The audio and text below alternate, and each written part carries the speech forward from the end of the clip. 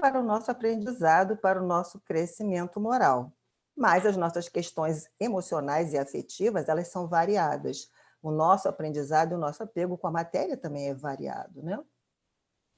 Então, ele nos traz essa questão dos mesmos direitos. Mas, ao longo das perguntas, eles fazem uma diferença de funções.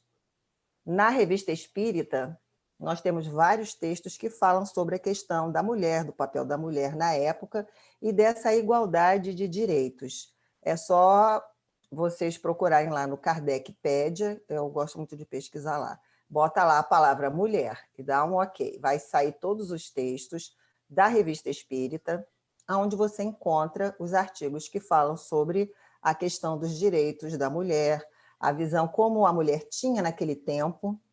E França, depois do século das luzes, com muitas ideias que trouxeram mudanças de paradigma para a sociedade, é um espaço onde as mulheres também estavam conseguindo isso. Mas o texto da doutrina nos traz a igualdade de direito, porém, a diferença de funções. Mas também não diz quais são as funções, embora a sociedade da época entendesse essa diferença de funções como culturalmente era conhecida. As mulheres para o trabalho de casa e os homens para o trabalho de fora. Mas muitas quebraram esse paradigma. E uma coisa também que a gente quer destacar dentro dessa questão já falei sobre esse aqui, né? Falei também sobre esse. A questão das mulheres que, como a doutrina espírita, ela nos convida a uma questão da igualdade, ela proporcionou às mulheres desbravarem o seu tempo, né? Então, a gente vai encontrar uma época, junto com a doutrina espírita, de mulheres incomuns, mulheres desbravadoras, mulheres que quebravam o papel social, se bem que essas mulheres elas existem desde o início dos tempos. Embora, numericamente, elas fossem uma minoria muito pequena, com o passar do tempo, né, da história da humanidade, sobretudo depois dos séculos das luzes, elas ganharam mais espaço na vida social, embora sofressem muito preconceito, né? Fossem muito rechaçadas e muito colocadas de forma limitada e estreita naquele papel dentro da família, como uma sociedade patriarcal, machista, reconhece o papel da mulher. E a gente quer destacar também a questão da mediunidade. Por que a mediunidade? Na nossa fala, porque Janaína, eu não vou entrar na parte de Janaína, né? A mulher médium, né? A mediunidade, que é algo que acompanha o ser humano desde os seus tempos imemoriais, era tida ou como algo dos sacerdotes, depois da Idade Média passou a ser coisa do demônio, né? Todo médium tinha parte com o diabo, era coisa do demônio. Então, a bruxaria, ela é a falta de conhecimento de interpretação da mediunidade, para aquilo que ela serve. E as mulheres médiums, elas eram rotuladas de bruxa, eram queimadas na fogueira, eram excluídas da vida social tão somente pelas questões da mediunidade. E a doutrina espírita, quando ela propõe esse papel, né, de emancipação da mulher, ela tira essa mediunidade do maravilhoso e do sobrenatural. Ela tira a mulher médium do papel de bruxa e traz ela para o papel de médium, para aquela pessoa que é intermediária entre os homens e os espíritos. Houveram várias mulheres médiums à época da codificação da doutrina espírita, né? Tivemos homens, mas tivemos mulheres, e Kardec trabalhou com muitas delas na confecção dos livros e da obra. E Janaína vai nos trazer... Ai, falei 10 minutos, viu? Que bom. Janaína vai nos trazer essas mulheres notáveis desse tempo, que participaram dessa elaboração da doutrina, mas que também participaram do movimento espírita nascente em relação aos fenômenos dos raps, das pancadas que houveram naquele tempo, né? Que chamaram a atenção de todos. Então, Janaína, meu bem, eu vou tirar aqui para você... Ui, peraí, que isso aqui é para depois. Vou tirar aqui para você poder trazer as nossas companheiras, e a gente continuando essa questão dessa conversa depois, né, sobre a mediunidade, o papel da mulher no movimento e tudo mais.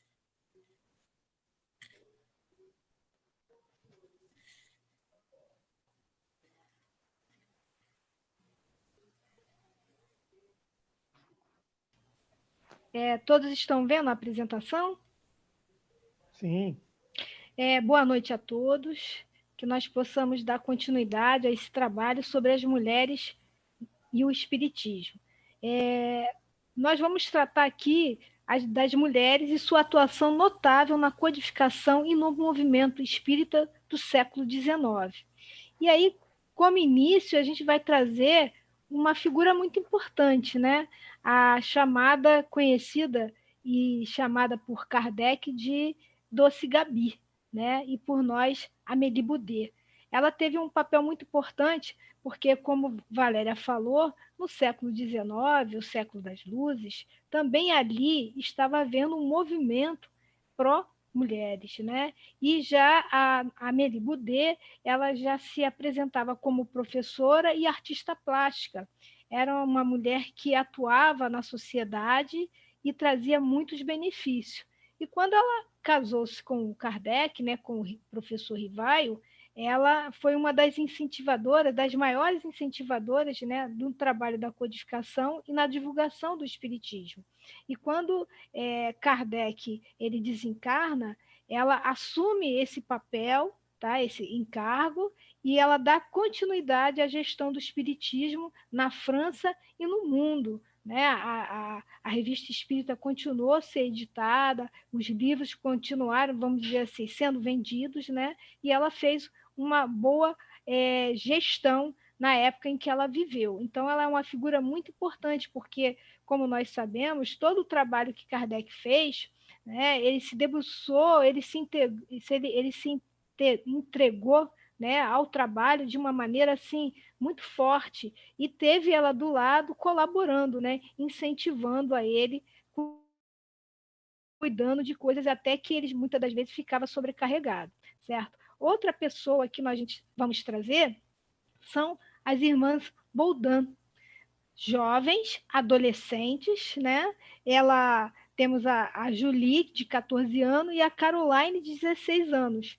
Então, quando a Valéria fala da importância da mediunidade, nós vamos ver, dentro da doutrina espírita, dois aspectos importantes. A questão do papel da mulher nesse trabalho da codificação, de trazer as mensagens, as médiuns, a maioria mulheres, e também da juventude, jovens, né? Já com adolescente, elas trazendo a psicografia. Inclusive, as irmãs Boldan, nós temos aqui a informação que elas foram responsáveis por praticamente todas as questões trazidas no Livro dos Espíritos, na primeira edição. Né? E elas, sendo adolescente, também quebram um paradigma para a gente hoje, porque naquela época os jovens eles tinham uma importância muito grande, eles já atuavam, eles já trabalhavam em tenra idade, né? Então, elas, sendo adolescentes, ali tirava aquela questão de que elas pudessem estar enganando, porque muitas questões, muitas respostas que eram trazidas através da psicografia delas não chegavam nem perto da maturidade que elas tinham de adolescente, né? Então tirava toda assim a dúvida de que elas pudessem estar enganando, né? Então as irmãs Baldan, elas tiveram um papel muito importante. Outra que dentro da codificação também trabalhou de uma maneira interessante foi a senhorita Aline Carlotti. Ali ela não era adolescente, tinha 20 anos, e ela foi responsável por muitas comunicações e revelações de espíritos superiores. E uma interessante que ela trouxe foi do espírito de verdade, quando ele informa ao professor Rivaio a sua missão a realizar. Né? Então, ela foi assim, de uma maneira interessante. Aí a gente começa a perceber que a questão da idade também é interessante. Né? Ela, com 20 anos, ela traz um papel dentro da codificação de comunicações reveladoras dos espíritos superiores. Outra também que não devemos esquecer é a Hermance Dufour. Hermance Dufour, ela foi... Não, entrou a Aline Carlotti, né? Não, Hermance Dufour, desculpa. A Hermance Dufour, ela impressionou muito o professor Rivaio, porque ela tinha, na época, 14 anos, e ela já tinha um trabalho literário de fôlego, que foi A Vida de Joana d'Arc. Isso chamou muita atenção de Kardec. E ela se apresenta, né, para ele, se voluntariando a participar das reuniões, e ela se tornou uma médium principal naquele trabalho ali, naquela fase, né? E aí temos também a senhorita Jafé, desculpa os termos, assim, os nomes que talvez eu possa estar pronunciando errado, né? Ela também foi uma médium extraordinária, também tinha 20 anos, e ela teve um papel fundamental porque ela trouxe respostas de questões muito difíceis, e ela também foi responsável pela mensagem onde leva para o professor Rivaio a importância de rever toda o Livro dos Espíritos, ou seja, a revisão completa do Livro dos Espíritos. Então, nós vemos aí cinco jovens que tiveram um papel importantíssimo, sendo mulheres, sendo muito jovens, né, com pouco amadurecimento, vamos dizer assim, e trouxeram informações que até hoje a gente trata, estuda e não percebe que foi trazida por médiuns dessa categoria, ou seja, muito jovens, né? Outra que nós vamos trazer é a senhorita Delane. A senhorita Delane, ou seja, a família Delane, se tornou amiga de Kardec, né? E só que eles realizavam as reuniões na casa dele, porque naquela época o espiritismo ele foi estudado nas próprias residências, né? O que a gente chama de grupo familiar hoje em dia. E a família Delane estudava, apresentava ao professor Rivai os resultados dos seus estudos, e a senhora Delane, ela fez uma coisa muito interessante, que foi trabalhar a formação de nova geração. A gente fala hoje em dia no movimento espírita a preocupação das novas gerações dentro do centro espírita. E ela fez isso na casa dela com o filho dela, o Gabriel Delane. Ele muito jovem, ele participava, ele era criança, realmente ele era criança, né? Ele participava daqueles estudos, e ele, como um espírito amadurecido, ele recebia aquelas informações, compreendia, e dentro da infância dele ele trabalhava isso. Tem até relatos que ele realizou uma reunião mediúnica junto com os coleguinhas, né? Aí, hoje nós vamos dizer assim, isso é um absurdo, não podemos deixar uma criança, realmente, a gente tem que ter muito cuidado. Mas ali, naquele caso, o Gabriel Delane, ele tinha uma orientação muito aprofundada da doutrina, e sendo observado pelos pais. Então, ele até nem fez isso de brincadeira. Foi uma oportunidade que ele teve, e ele saiu muito bem, né? Outra figura importante que a gente traz é a senhora Plenimizon, né? Ela também realizava as reuniões na residência dela, e foi o local onde a primeira vez Kardec, a gente fala Kardec, a gente acaba remetendo a Kardec, mas naquele momento era professor Rivaio. Foi a primeira reunião que o professor Rivaio vai assistir das mesas, né, girantes, e ele vai à casa dela e assiste, e a partir dali ele observa pelas questões, pelas respostas, duas coisas, que era um grupo sério, que o que perguntava não eram coisas banais, e as respostas muito menos. Então, Kardec, um homem de ciência, inteligente, ele percebeu, espera aí, não é apenas uma madeira que está falando, né? Tem algo a mais, e ele resolveu estudar, e foi a partir dessa visita, desses estudos na casa dessa senhora. E aí nós temos outras médios, né? Que é a senhora Canu, que era uma sonâmbula, que também colaborou. Temos a senhora Leclerc, que era psicógrafa. Temos a senhora Clemente, que era psicógrafa e fazia psicografia também. E temos a senhora Roger, que ela era uma clarividente, ela tinha a clarividência através do sonambulismo, né? E como Valéria falou inicialmente, nós temos as irmãs Fox, também figuras femininas e jovens, né? A Kate, a Lia, a Margarete. A partir dali, como está lá no livro dos médiuns, né? A partir das mesas girantes, é que se dá o início da questão do espiritismo, que a partir dali, o que acontece? Começa os estudos, né, em torno desses fenômenos, certo? Então, nós vimos aí que dentro da codificação e da divulgação do espiritismo, o movimento espírita daquela época, ele foi permeado por essas mulheres. E não foi por acaso, porque o espiritismo, ele que ele faz? Ele coloca ali duas coisas, quebra de paradigma, a questão de trazer as mulheres para esse trabalho e jovem, né, numa juventude ali, ainda pujante ali, né? E aí, o que ele faz? O espiritismo ele chega para quebrar vários paradigmas da época. E era uma época onde o feminismo também estava ali a todo vapor. As mulheres queriam fazer parte daquela sociedade, mas de uma maneira diferente. Queriam trabalhar, né? Elas não queriam ser melhores que os homens, ela queria estar ali de igual a igual com os homens, como está lá na questão que a Valéria trouxe, 822, do Livro dos Espíritos, né? Então, a princípio, essas mulheres que a gente coloca como notável, porque realmente foram notáveis nesse momento inicial dos trabalhos.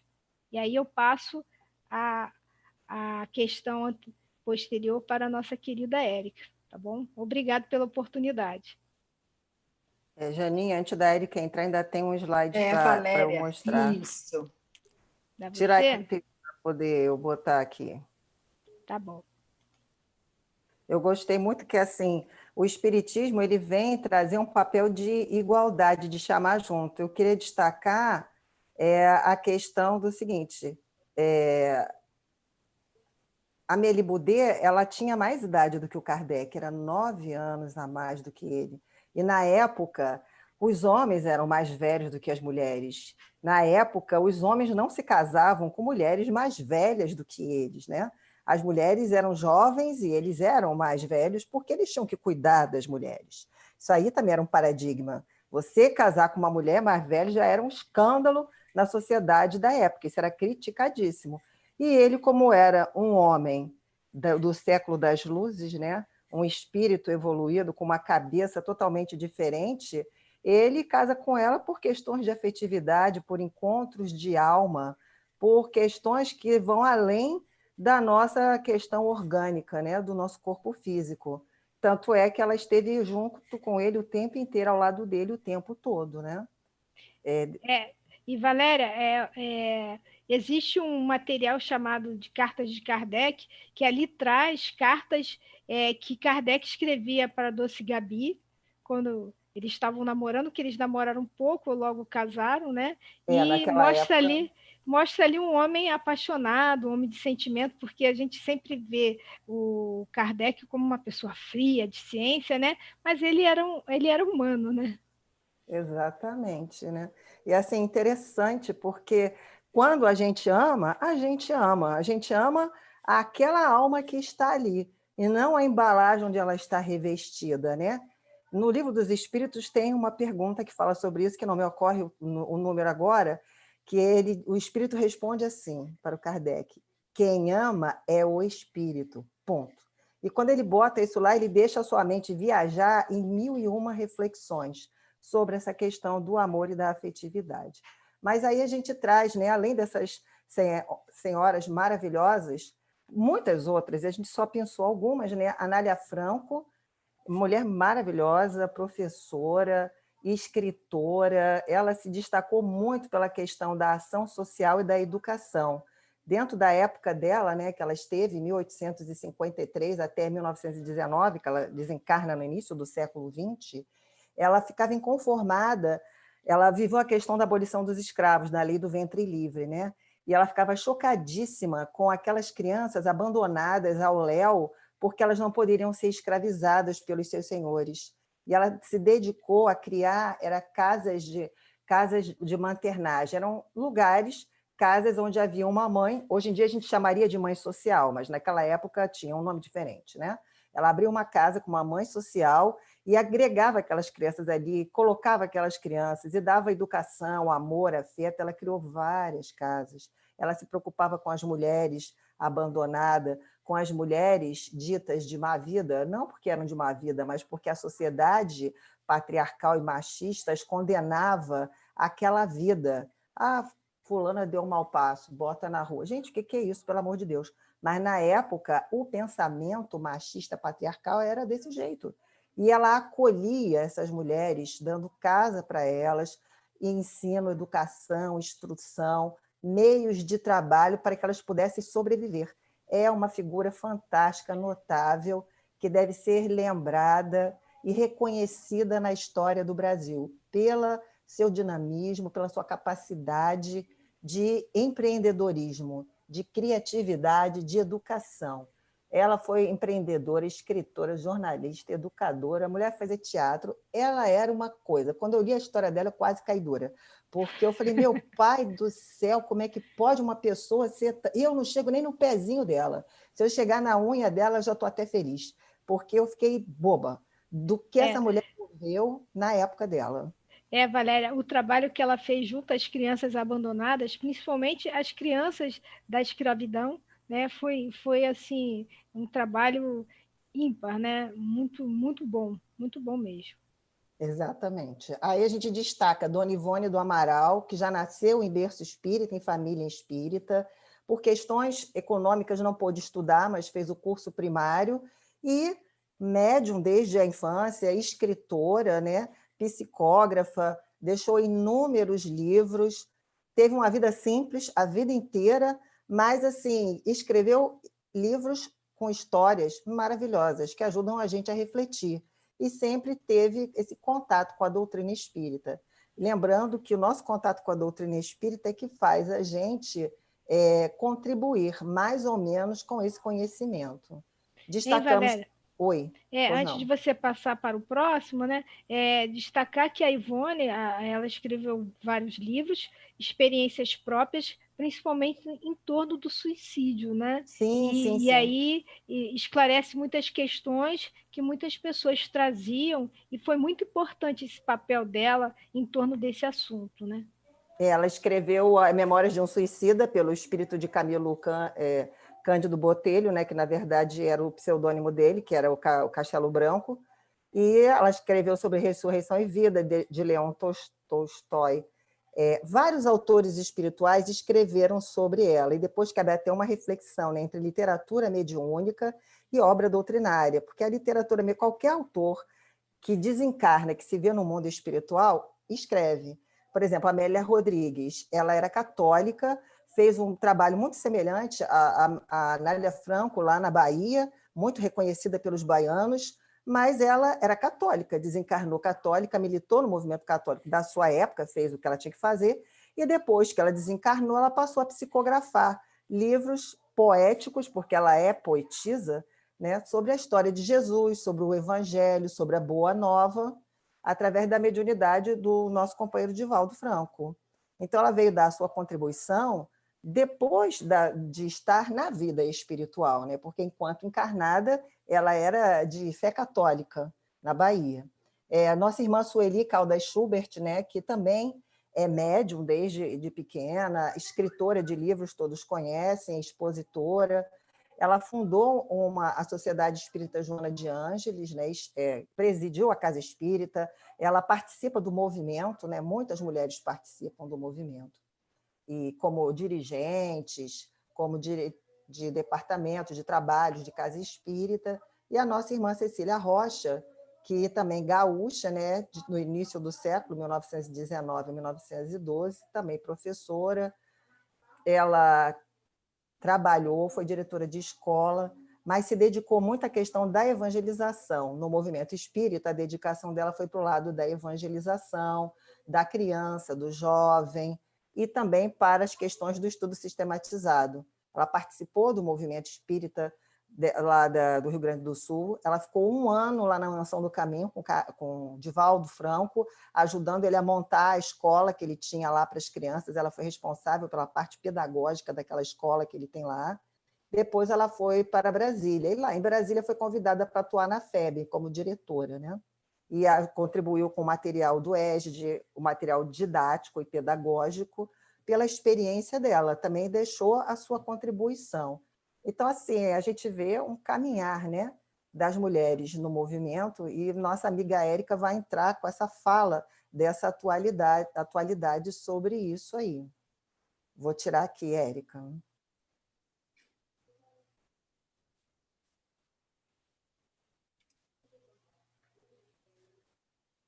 Boa noite a todos. Muito bom a gente estar aqui reunidos discutindo um tema tão importante e tão pouco falado na doutrina espírita, nos estudos que a gente realiza aí nas nossas casas e até no movimento espírita. E a gente sentiu falta justamente quando precisou fazer a pesquisa, procurar, porque a gente tem pouquíssimo material que fala dessa participação principalmente mais atual, da mulher no movimento espírita brasileiro, que é o que a gente vai falar um pouquinho agora. O papel da mulher no movimento espírita brasileiro, ele tem muitos reflexos na própria evolução do papel social da mulher, que a gente observa, né? Lembramos de épocas em que se questionava se as mulheres tinham alma, que consideravam as mulheres impuras durante o ciclo menstrual. E quando a gente compara essas épocas com a atualidade, a gente percebe nitidamente que o progresso ele existe, que a lei de evolução também, mas que a gente não está estagnado. Muitas coisas ainda precisam melhorar.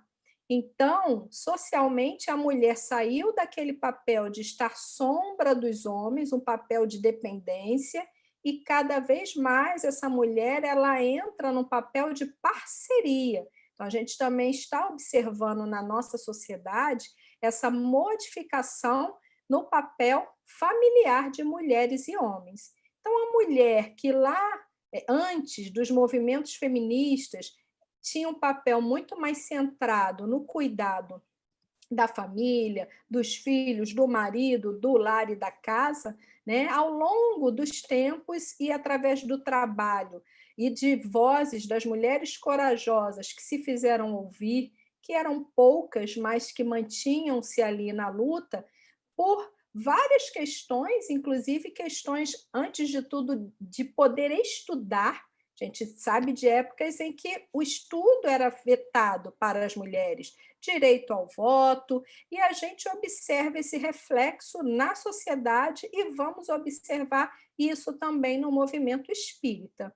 É claro que hoje a gente vive uma época bem diferente desse início, né, da mulher, que era uma mulher totalmente dependente, mas a gente ainda, até por perceber e saber através de dados dos censos que a mulher ela é a maioria na sociedade, a mulher ainda desempenha muito poucos papéis de vultos em alguns espaços. A gente pode só trazer como exemplo o próprio espaço político. A gente tem poucas mulheres na nossa política. Grande parte dos nossos políticos ainda são homens, né? Também o direito a voto feminino, ele veio muito há pouco tempo. E é claro que a gente vai observar um trajeto muito semelhante quando a gente fala do caminho do movimento espírita, principalmente aqui no Brasil. Mas vale lembrar, e as meninas que falaram antes já trouxeram isso super bem, que essa evolução do papel da mulher na doutrina e no movimento espírita, que caminhou de forma muito lenta aqui no Brasil, está melhor, mas ainda pode melhorar bastante, ela não tem relação com a própria visão da doutrina sobre o papel da mulher. Elas trouxeram de forma muito clara que, já no Livro dos Espíritos, a nossa primeira obra, a gente tem lá a questão 822, muito clara, a igualdade de direitos entre homens e mulheres. E o nosso próprio codificador, como Valéria bem lembrou, escolheu, né, na sua época, casar-se com uma mulher, além de mais velha, uma mulher que era letrada, que tinha uma formação, que tinha uma profissão, e não ficou com medo dessa mulher, muito pelo contrário, fez dessa mulher a sua parceira, companheira de vida, de ideal, e que deu todo o suporte também para a gente ter hoje essa nossa codificação tão brilhante para todos nós.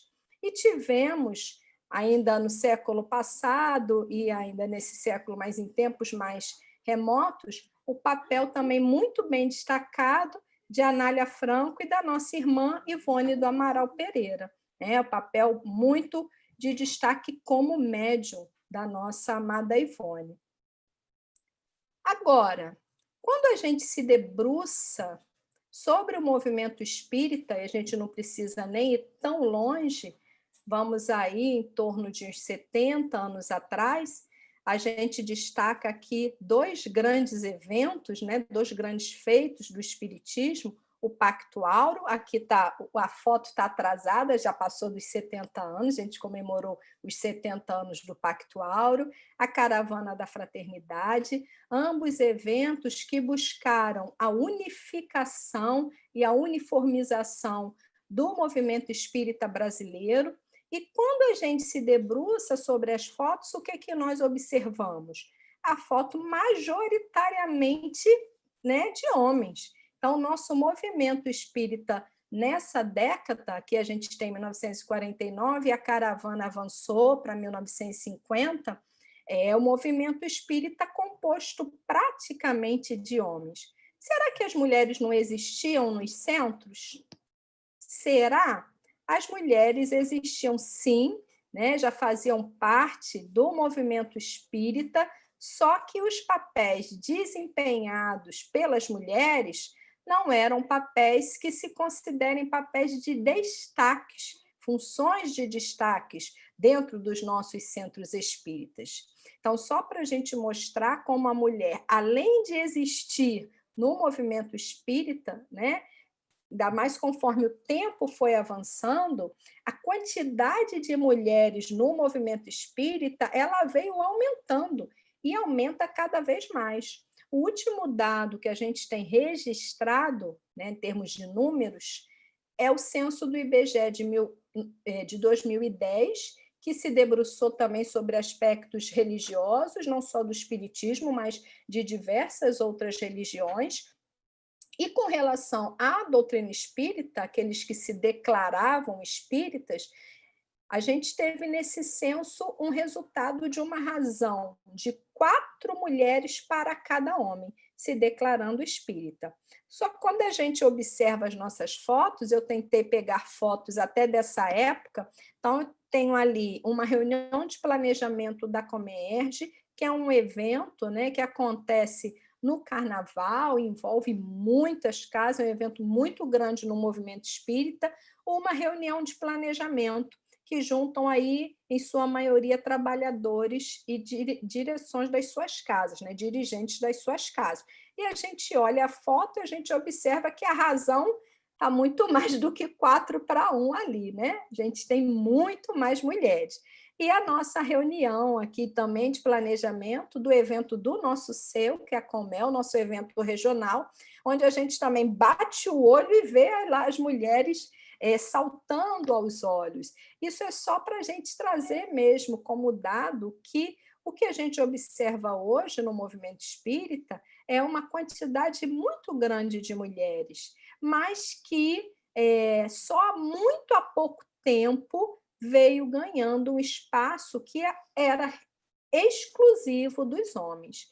Eu entrei no meu centro em 1992, né, uma casa que a gente contava na mão, conta até hoje, a casa é pequena, tem poucos trabalhadores, quantos homens tem na casa, uma casa muito feminina, maioria de mulheres, mas o que eu já observava na época, que as mulheres desempenhavam quais papéis? O da evangelização, que está muito ligado à função da professora, né?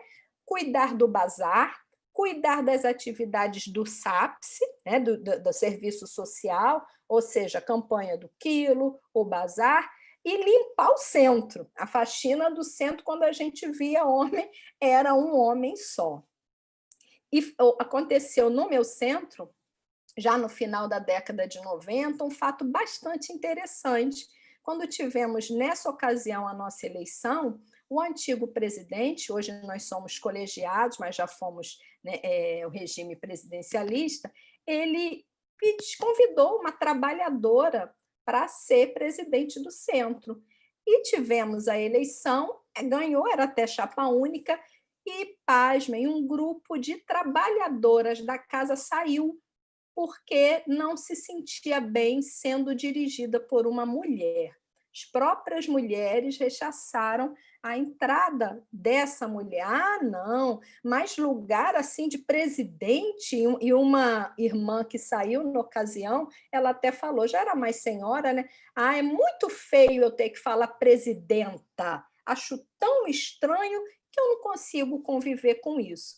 Então, é uma história só para ilustrar, para a gente observar como nós mesmos, culturalmente, já trazemos a dificuldade de aceitar a mulher em muitos espaços e em muitos papéis. Fala, Val, levantou ali o Oi, dedinho. Érica. Justamente para você ver como a questão do machismo, da sociedade, por exemplo, a sociedade patriarcal, porque a sociedade patriarcal é machista, né? A sociedade patriarcal, fundamentada na figura do homem como chefe e colocando a mulher numa posição abaixo, num degrau abaixo. Esse valor cultural ele é tão forte e ele faz parte da educação que é trazida, que a própria mulher ela educa a outra mulher para ser assim, para aceitar isso. Tanto é que é um processo educativo que ela, pela educação que ela recebeu, obviamente, familiar, né? Ela não aceitou uma mulher presidente, porque na mente dela as mulheres são inferiores ao homem. Por isso que ela não Exatamente. aceita isso. Vai, Jana. Gostaria de destacar sobre a questão do trabalho delas no movimento espírita, no centro espírita. Ultimamente, as mulheres têm estado em número maior, né? As pesquisas apontam isso e desempenhando funções importantíssimas no centro espírita. E um detalhe, elas fazem isso e conjugando com as tarefas domiciliares, profissionais e ainda tendo que administrar conflitos conjugais quando o esposo não é espírita, né? Sim, E a dentro gente dessas vai pesquisas, abordar mais à frente. isso. E dentro dessas pesquisas, a mulher ela vem se apresentando em maior número. De que maneira, né? Há pouco tempo tivemos aí a maratona da comunicação do CERJ e num momento lá de fala, o Roberto lá da comunicação ele trouxe um levantamento do número de pessoas que estavam assistindo aquele trabalho, que foi muito bom e recomendo quem puder ir lá no YouTube, está gravado para assistir, né? Viu-se lá que o número maior de pessoas eram mulheres.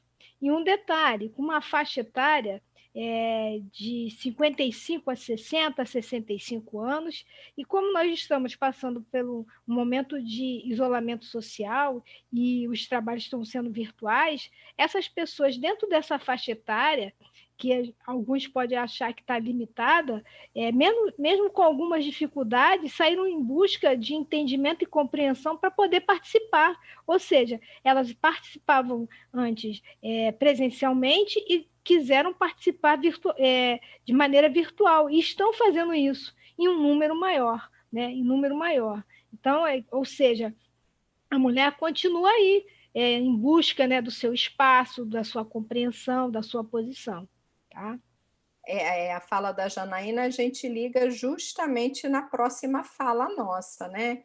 Embora a gente tenha destacado esse papel da mulher, que alguns anos atrás nos centros ocupava mesmo essas funções, né, que a gente citou, a gente observa nitidamente hoje uma mudança no cenário, não só dentro das próprias casas espíritas, mas com reflexo no movimento espírita. Então, eu trago acima ainda a foto da evangelização do meu centro. que é uma função que ainda parece ser majoritariamente feminina, e lá a gente só tem um homem, né? Num grupo está faltando aí algumas irmãs, é um grupo pequeno, mas de mais 2 evangelizadoras. E, na verdade, né, a evangelização de jovens ela já começa também a ter uma modificação. Então, na evangelização do jovem, a gente tem homens já trabalhando mais ativamente, mas na evangelização infantil é um trabalho ainda muito mais voltado para as mulheres, não em função, talvez, por uma própria cultura nossa. Mas, só para reforçar a fala da Janaína, que embaixo a gente traz, que a mulher ela deixou, né, de querer só cuidar do bazar dos seus centros. Por que ela não pode dirigir uma casa? Né? Por que ela não pode assumir o núcleo gestor de um seu? Por que ela não pode chegar às suas federativas regionais? Então, a gente começa a observar uma modificação desse papel social da mulher, tanto na sociedade quanto no próprio movimento espírita. E cada vez mais a mulher está aí assumindo os seus espaços. Como a Janaína falou, sem deixar para trás outras tarefas que ela já abraçava. Então, muitas vezes, ela precisa mesmo se virar para cuidar da sua casa, dos filhos, para trabalhar fora e para dar o espaço ao seu centro espírita e abraçando também, muitas vezes, funções no movimento espírita. Então, a gente vê no nosso céu é bem equilibrado. A gente aqui conseguiu, né, fazer jus à questão 822 do Livro dos Espíritos. A gente tem 4 e 4, bonitinho, igualdade de direitos. Na diretoria do CERJ, a gente observa nitidamente o maior número de mulheres, o que nos chama a atenção, bacana, né? A nossa federativa regional. Então, a gente vê que a mulher está abraçando outros papéis. E a gente observa um cenário, até na doutrina espírita, mais promissor do que o que a gente observa em outras religiões, que ainda são religiões que se diferenciam da doutrina espírita por serem sacerdotais, né?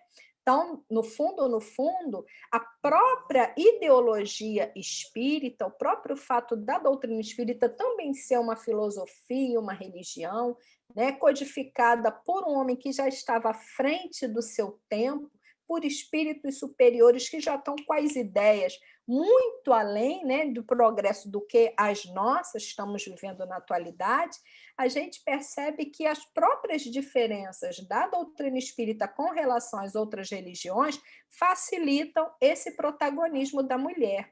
Primeiro, porque deixa muito claro que espírito não tem sexo. A gente abraça, né, a reencarnação naquele sexo que melhor vai nos auxiliar de acordo com as provas para o nosso crescimento espiritual. Então, aqui a gente já sabe o valor igual que é dado a homens e mulheres, não existe distinção enquanto valor.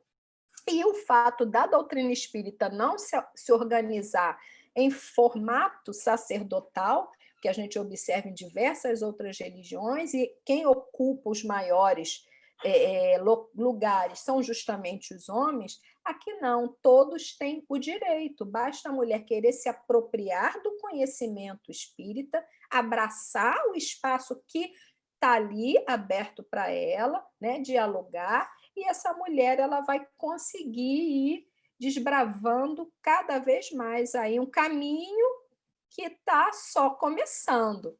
E a gente encerra refletindo aí no nosso futuro. Embora nós sejamos a maioria, né, e a gente é só olhar para as nossas casas, para o movimento, a gente observa isso, mas nas representatividades a gente precisa melhorar muita coisa.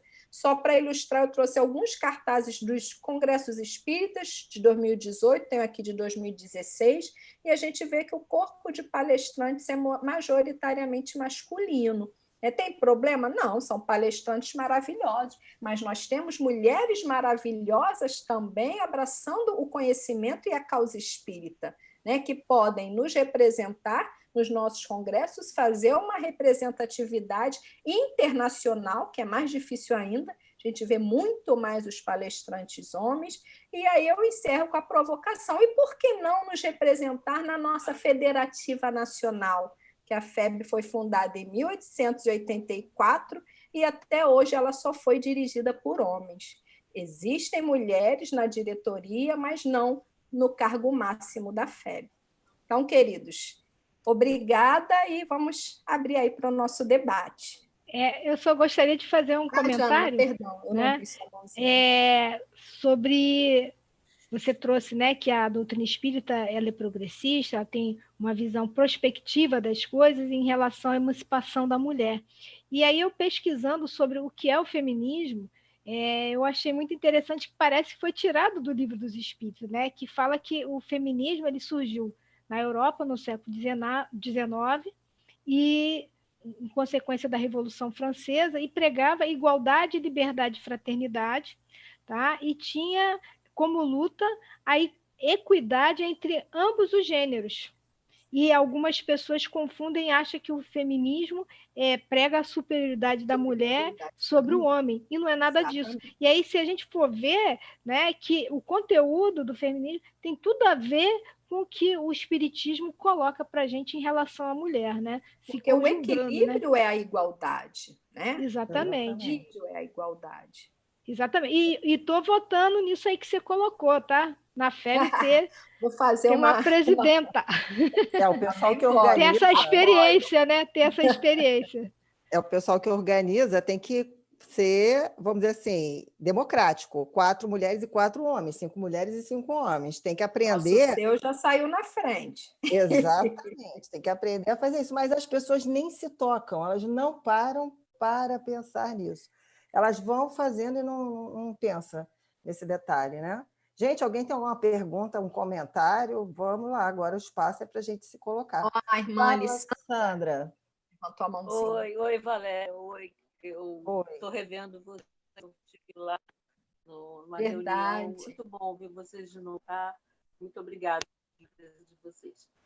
Obrigada. Eu penso, me veio na cabeça uma ideia de que a mulher também tem o direito de escolher ser presidente de nada, dela querer continuar sendo aquilo que ela quer, né? Sim. Que é uma mulher masculina, uma mulher, né? Eu penso que essa onda toda que você justamente, com toda a razão, estão levando, não anula a possibilidade da mulher escolher caminhos mais adaptados a ela, né? Por exemplo, quando uma mulher cuida de bazar, quando uma mulher ela cuida de uma ação social, uma ação da criança, ela está indo por onde ela se estiver, né? Nem toda mulher leva para a presidência, para cargos de chefia, nem tem esse, né? Então, eu queria deixar colocado, porque a impressão que só qualquer movimento religioso, político, enfim, é que a mulher se torna uma postura masculina para mostrar para o próximo que ela está tendo um papel de destaque social. E, na verdade, desmerecendo a verdadeira talvez, colocando muito talvez, a vontade dela de simplesmente ser mulher, né?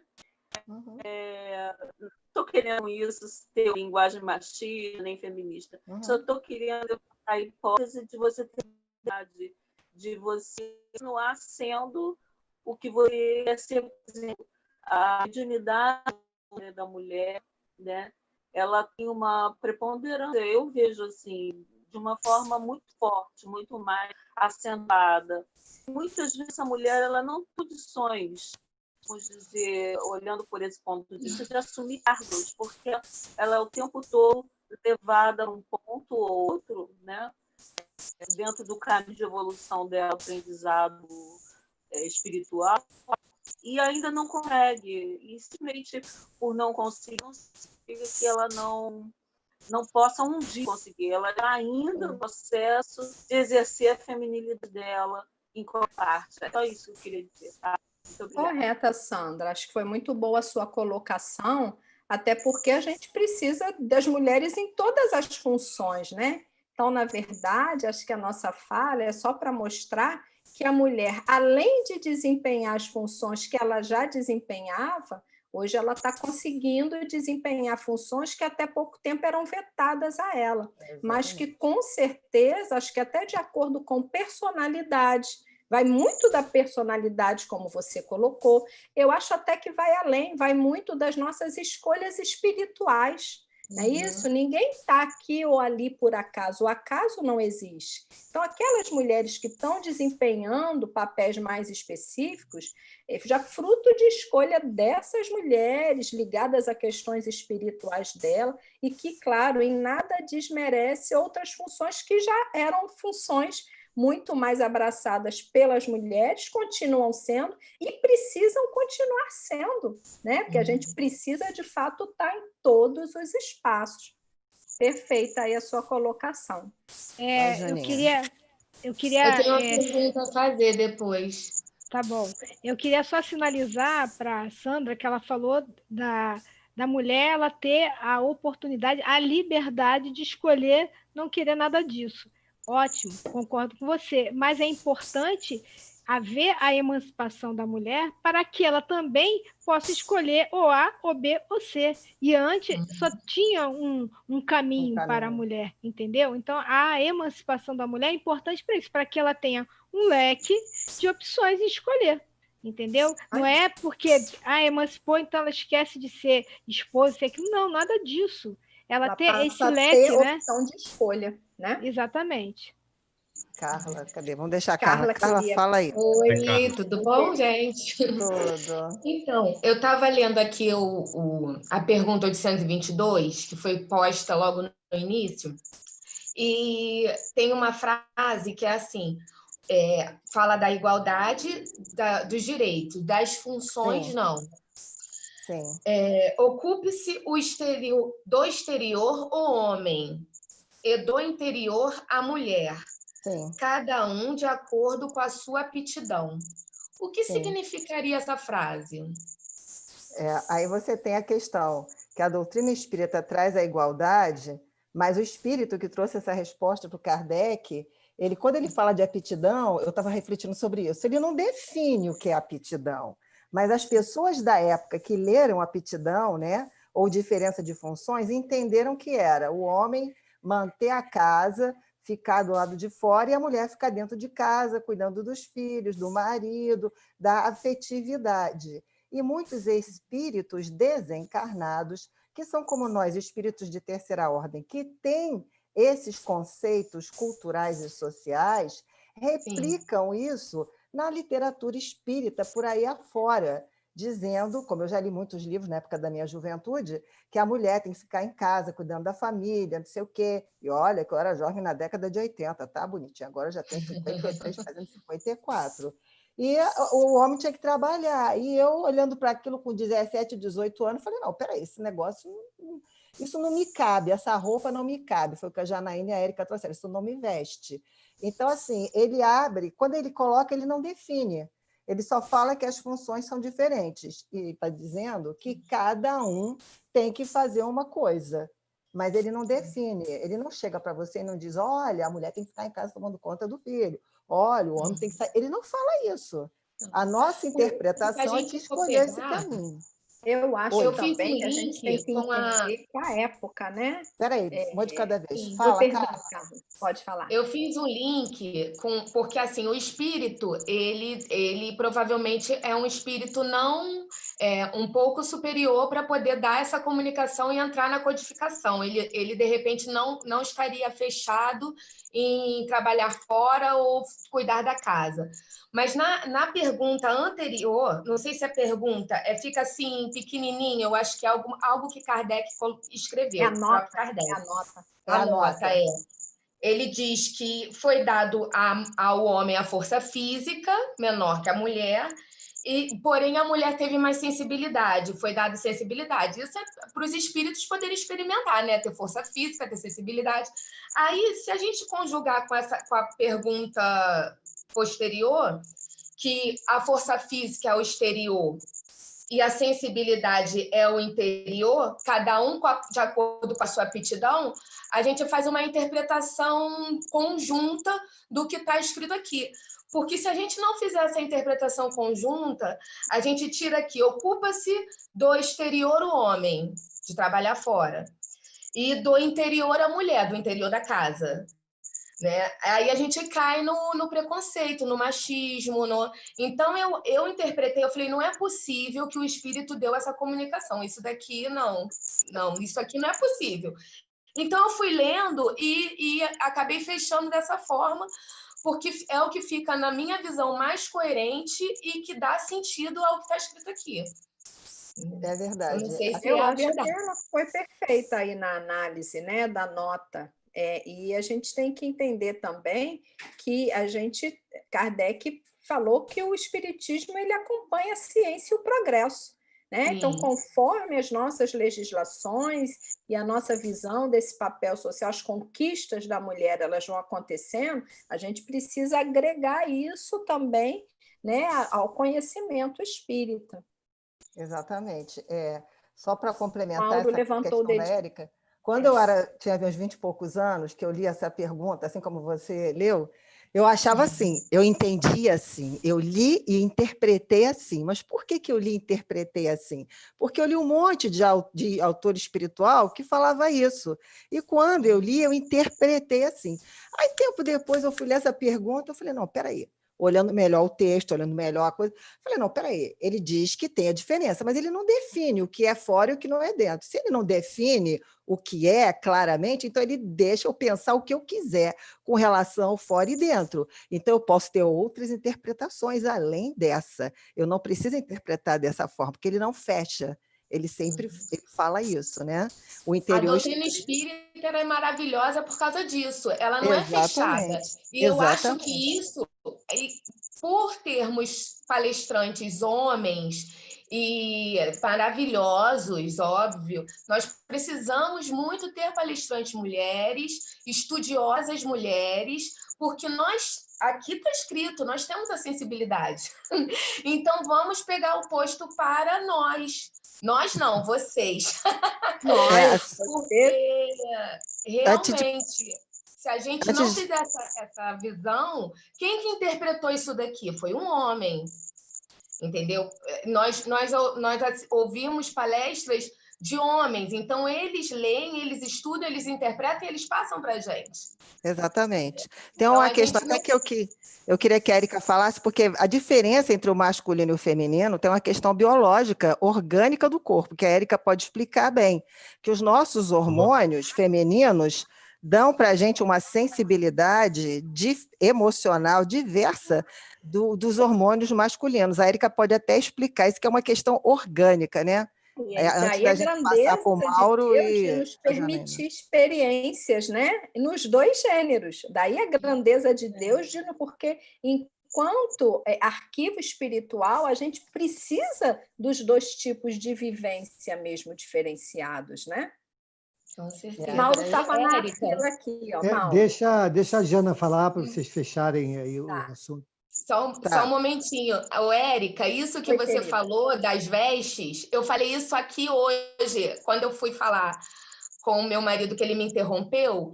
Aí eu pensei, os homens interrompem as mulheres. Eu pensei, os homens interrompem. O espírito, quando está no corpo de homem, interrompe as mulheres. Porque eu, com certeza, quando eu estive num corpo de homem, eu interrompi as mulheres.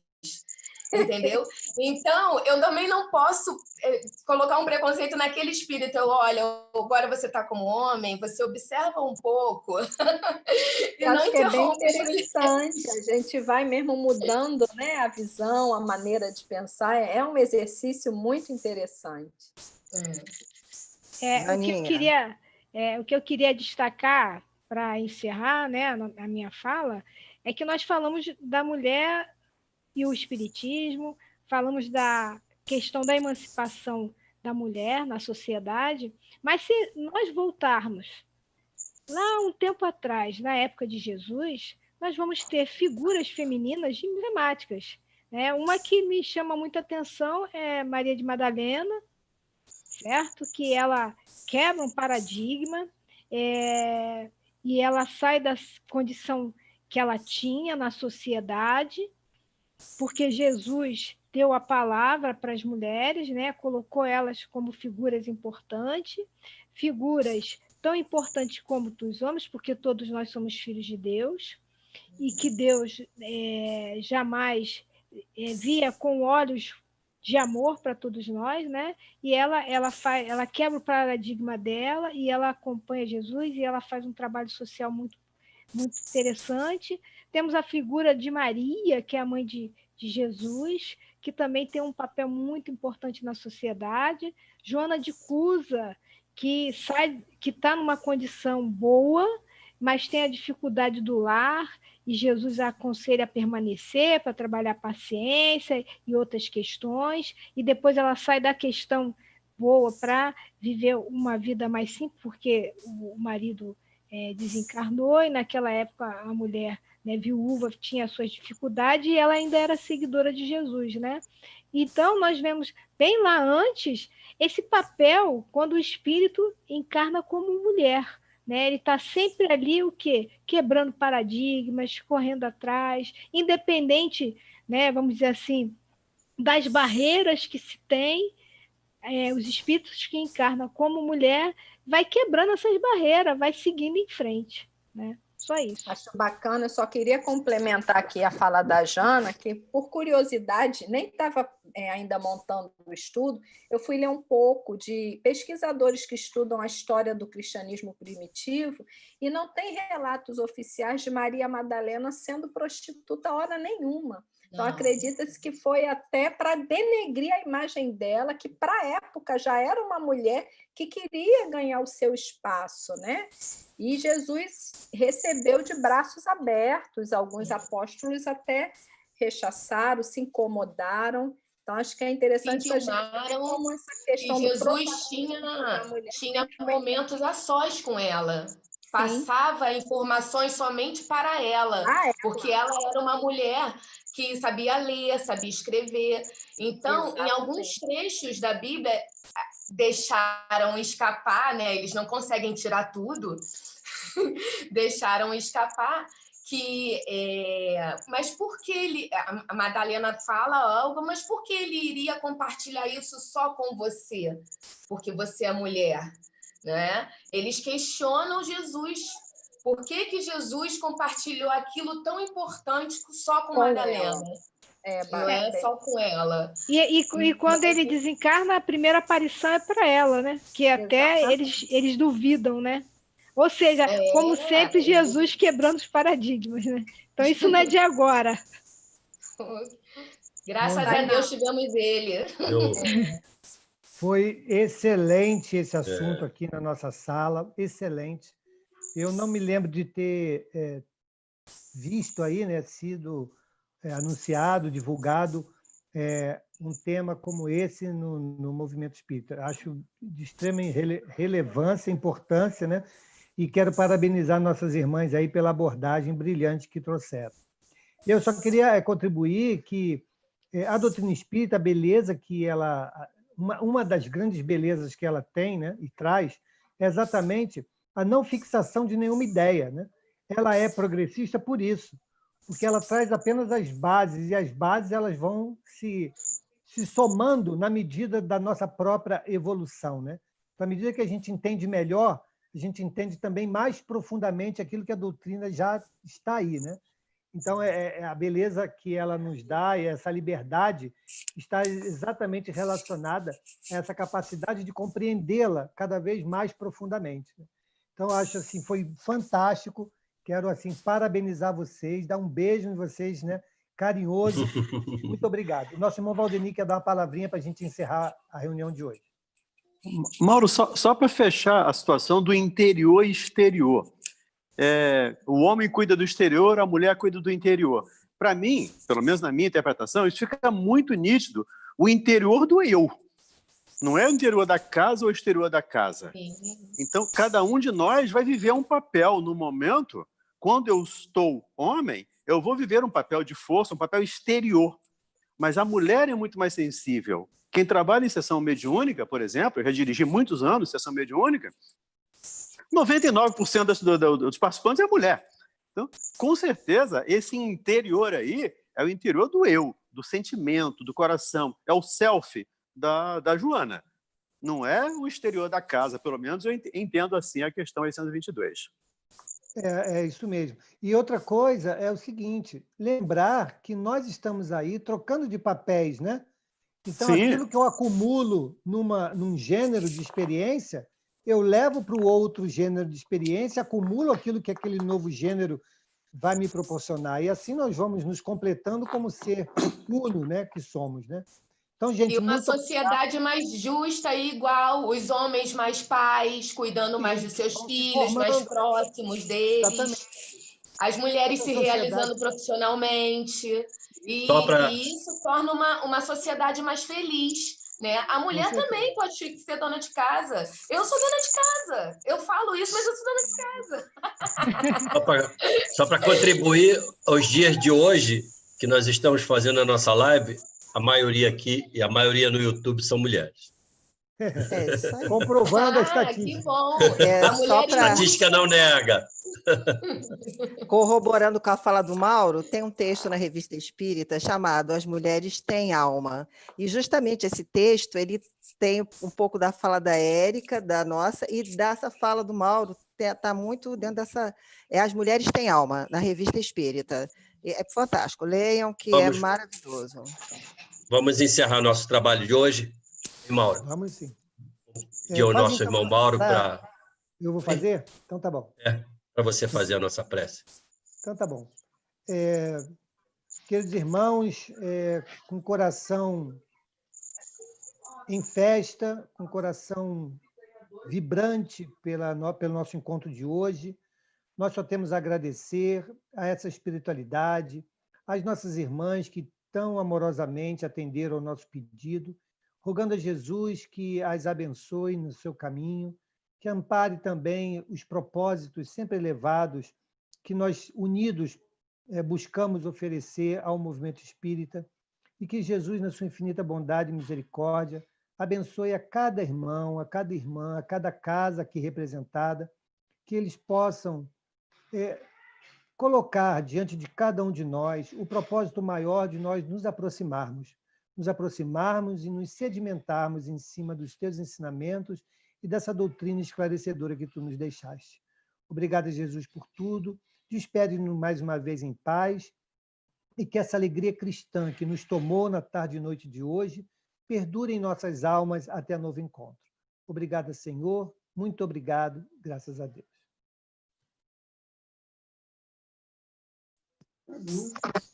Muito obrigada. Muito obrigado, Valéria, Jana, Érica, por nos atender aí, tá? Uma boa noite para vocês. Parabéns à casa pela escolha do tema também, né? Exatamente. E obrigado por me convidar para trazer esse tema. Obrigada pela oportunidade. Boa noite a todos. Tchau, irmãos. Bom final de semana. Fiquem com Deus. Bom final de semana. Tchau, tchau. Obrigado mesmo para vocês.